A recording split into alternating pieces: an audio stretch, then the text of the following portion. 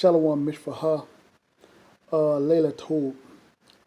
So let me start off, family, by giving all glory and honor to the Heavenly Father Yahweh and to Son Yahushai. I'd like to also send out a special greeting to the brothers and sisters that's trying to push this truth out there, trying to wake up the very elect.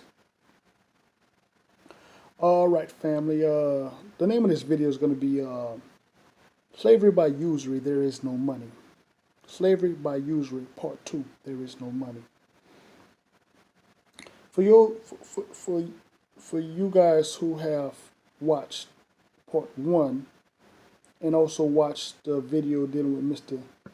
James Trafficant, I guess that's how you pronounce his name, but if Mr.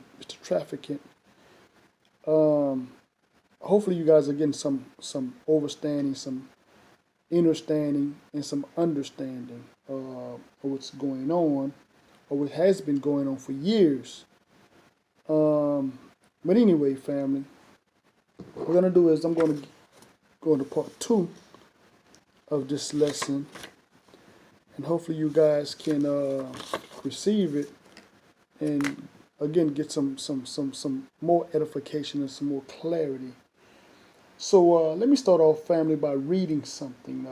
This is again, this is part of this gentleman's speech, Mr. Trafficant. It is an established fact that the United States federal government has been dissolved by the Emergency Banking Act, March 9, 1933, 48 Stat 1, Public Law 89, 719, declared by President Roosevelt, being bankrupt and insolvent. HJR 192, 73rd Congressional Session, June 5, 1933. Joint resolution to suspend the gold standard and abrogate the gold clause. Dissolved the sovereign authority of the United States and the official capacity of all United States governmental officers, officers, and departments, and is further evident that the United States federal government exists today in name only. So, again, family, this is a public record. You know, you guys need to check this out. Do your own due diligence. Do not believe anything that I say. Study showed our self-approval. So, again, showing that the country is bankrupt. Like I said, if you watched the previous video, you heard the man say it himself. It's a congressman, an ex-congressman. So, let's deal with money. Let's deal with money first. Let's go to a regular dictionary. And this is a older dictionary. You know, a lot of the older dictionaries would have it in it. Some of your new ones might not have the definition that mine have. But anyway, money. Money. Standard pieces of gold, silver, copper, nickel, etc. Stamped by the government authority and used as a medium of exchange and measures of value. Coins, also called hard money. Okay, that was the first definition. Okay, we're going to get a second definition out of the Black's Law Dictionary probably a little later. But anyway, so if there's a debt, that means there's a debtor and there's a creditor. So let's go to the Black's Law Dictionary and let's get creditor. Creditor. A person to whom a debt is owned by another person who is the debtor. So the creditor owns the debt. The creditor, let me read it again. Creditor, a person to whom a debt is owned by another person who is the debtor.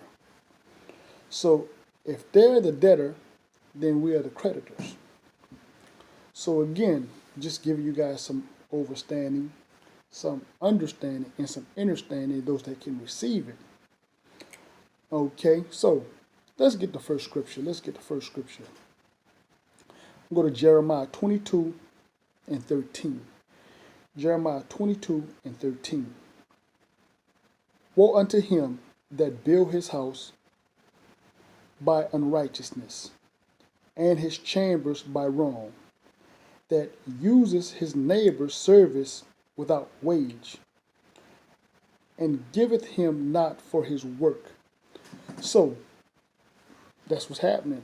You know, your work, your labor, your sweat equity is the value. And what's happening is the government is making you the debtor when they're the debtor.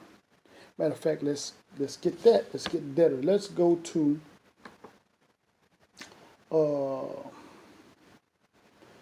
U.S. Code 9-307, location of debtor. Location of debtor, right? So let's go to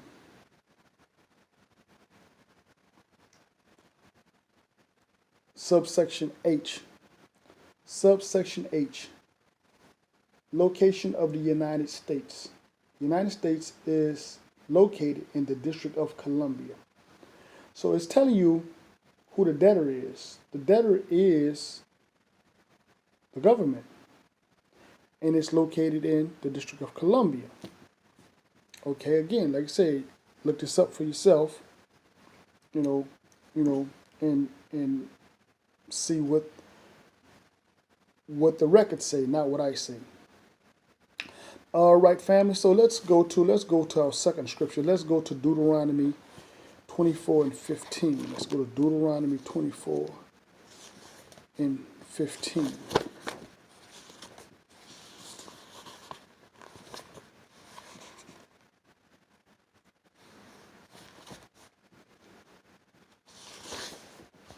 All right.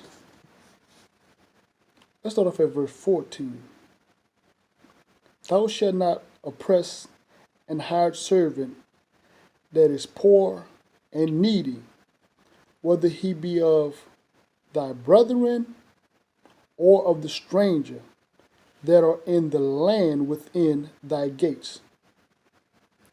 At this day thou shalt give him his hire, neither shall the sun go down upon it, for he is poor, and setteth his heart upon it, lest he cry against thee unto the Lord, and it be sin upon thee. So, again, like I said before, if this country was built on a Christian fundamental, Christian ideology, Christian belief, why are they not following the principles in this book? Because you've been so religious. You know, if you find it funny that the same people that keep on saying this book is a religious book, now we're showing you law in the book. We're showing you law in the book. But again, that's why I say, you know, for y'all that want to keep dealing with these, I'm going to just say, these idiots, these clowns that want to make this a religious text, you just keep on following these clowns. You know, keep following these scoffers, keep following these fools. That's what's going to happen. But anyway, okay, so let's go to money in the Black's Law Dictionary, because I said I was going to get money. So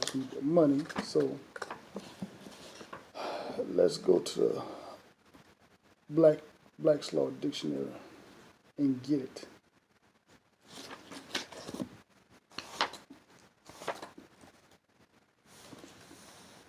Okay. Money. Now this is in the Black's Law Dictionary. In usual and ordinary acceptances, it means coin and paper currency, used as a circulating medium of exchange. So in usual and ordinary acceptances, okay, but it says this, and does not embrace notes.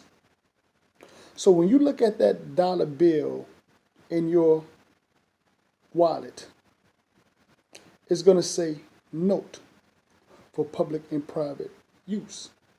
So it's telling you that what's happening is there's a debt, and this note is being passed back and forward.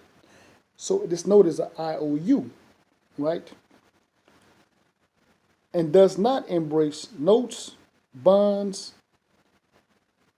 evidence of debt, or other personal or real estate. So it does not embrace notes, bonds, and other evidence of debt. So if it's an evidence of debt and it's telling you that this is a debt on it, it's telling you it's not money. You've been told it was money, but you are the money. Your sweat equity is the money. You know what I'm saying? Okay. So I tell you what, let's deal with that, right? Let's go to 1 Timothy. Let's go to 1 Timothy. Let's deal with that.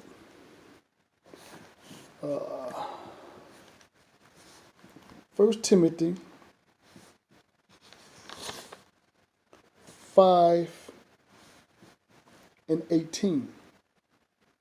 For the scripture says, thou shalt not muzzle the ox that treadeth out the corn, and the laborer is worthy of his reward. So, or you're not worthy of your reward, but somebody is giving you a debt. Somebody is giving you a debt in exchange, you know, and then have the audacity to be upset with you, you know, talking about you should be in honor. No, don't get me wrong. Should we be in honor? Yes, we all should be in honor. You know what I'm saying? You know, you should remain in honor. So I understand how a lot of people that don't remain in honor. But again, it takes a bigger person to be in honor, you know, and once you understand how to operate in honor, you know, remember, it's about balancing the books. Balancing the books. You know, because again, it's sad to say, but the system, again, it's broke, it's failed. And they're too embarrassed to even let you know this. But it's public record. It's public record, but a lot of y'all are going to say, oh, well, you know, I go to work every day. I get this money in my, this so-called money in my pocket. But you're not comprehending. You're not listening and comprehending. You know, that's why I say you may have to go and do a little bit more research where you can understand it a little deeper. But I'm trying to give it to you as best as possible. You know, because I understand, and I understand. You know, so you may have to go and read a little further, where you can get the true knowledge, you know, of what's really going on. Okay, so let's go to Proverbs. Let's go to Proverbs 4. Sorry about that, Salaki. Let's go to Proverbs 28. My bad.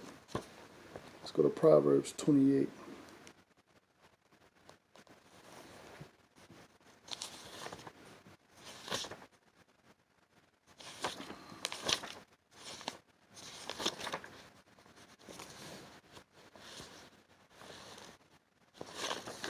Okay, Proverbs 28, and we're going to get verse 8. He that by usury and unjust gain increase his substance, he shall gather it for him that will pity the poor. So again, that's why I told you guys about remaining in honor. Because again, what's happening is this knowledge is going forward, and if you use it in the right manner, you know, you're going to get the remedy that you're looking for, you know, because he that increase his substance by unrighteous gain. Let's get it one more time. He that by usury and unjust gain increases his substance. And that's what happened. They have increased their substance, you know what I'm saying, by unjust and usury. But now the information is out. If you be in honor and you operate in honor, you're going to get the remedy. See, that's why this wisdom is coming to you, so you can get the wisdom to learn how to operate. You know, now I know some brothers that went out there and did not operate honorably, and they got themselves caught up. You know, you have to stay in honor. That's the whole thing about it, staying in honor. You know, but anyway, you know, I shouldn't have to get honor. You guys should understand what honor is. But anyway, let's go to Habakkuk. Let's go to Habakkuk. Let's go to Habakkuk.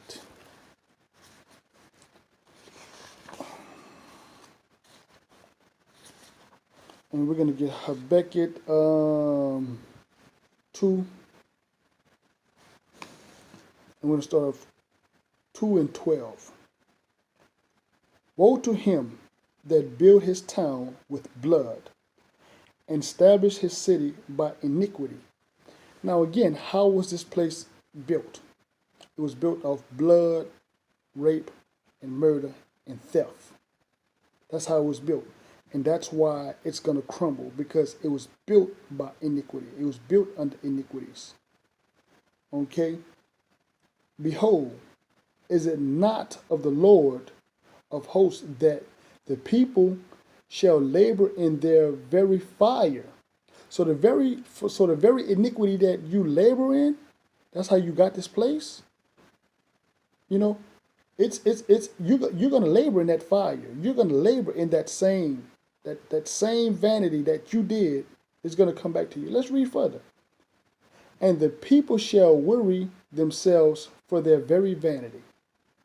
So the same iniquities that you built your substance on, it's going to crumble. It's going to come on your head. You're going to have to answer for that. That's why I'm telling you guys to remain in honor.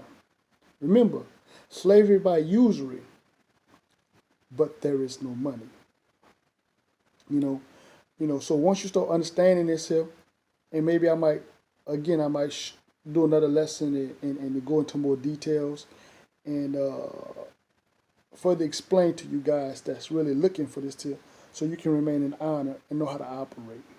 So with that being said, family, peace, love, shalom. You tell me, what's in your wallet?